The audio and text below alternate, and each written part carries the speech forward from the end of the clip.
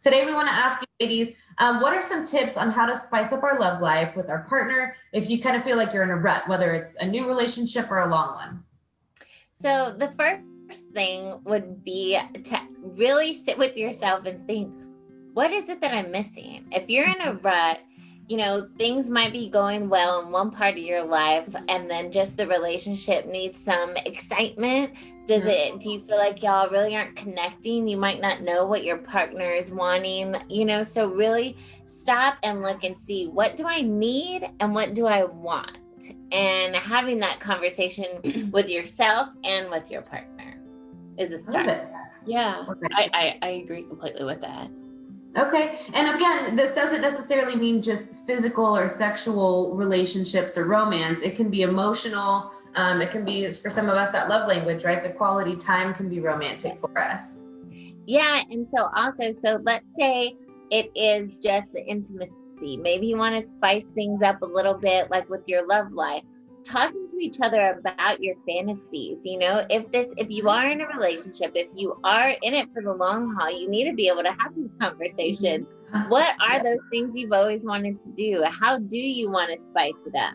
Like, talk about it without judging each other, I think is a big part of it as well. Yeah. I would even add to, the emotional component. So we were talking earlier about the connecting questions. So there's tons of apps, tons of resources out there of how do I, that can help you connect with your partner on more of an emotional level. I feel like the question is so general. Like, what is it really, like, what are we in a rut for? Why am I feeling this way? Does my partner also feel like we're in a rut, or are they thinking like everything's all hunky-dory? Like, right. And so really being able to communicate, like, are we on the same page here? And where do we see ourselves going in the next, what do we want to do this year, the next couple of years? Like, how can we start to get out of this rut? Definitely. And it's important to acknowledge whatever you consider to be romantic, because some people are raised so traditionally that they feel that it's taboo to have feelings towards their sexuality or their emotions in a certain way. But that's not the case. I mean, acknowledge who you are as a person, and you might be surprised with your partner. Yeah, for sure. Yes. Okay, so next one is, a lot of men struggle with being romantic. Not all, but some, right? They feel like they're being kind of silly or too cheesy when they try. So how can we help men bring back the romance in a relationship?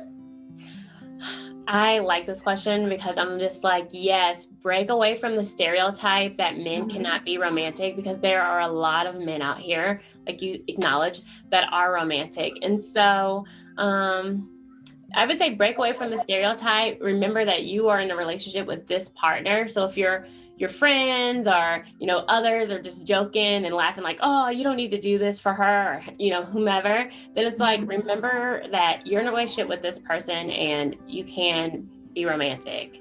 Yeah, be spontaneous. Also learn their love language, like we talked before, to figure out what's going to be special to them. Like, I love surprises. Like, if my husband surprises me with something romantic, it could be the smallest thing, but I'm like, oh my God, you surprised me. And that means a lot, because there's thought put in.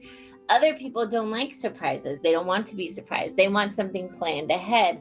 Know your partner, just like you have to know your audience in certain situations.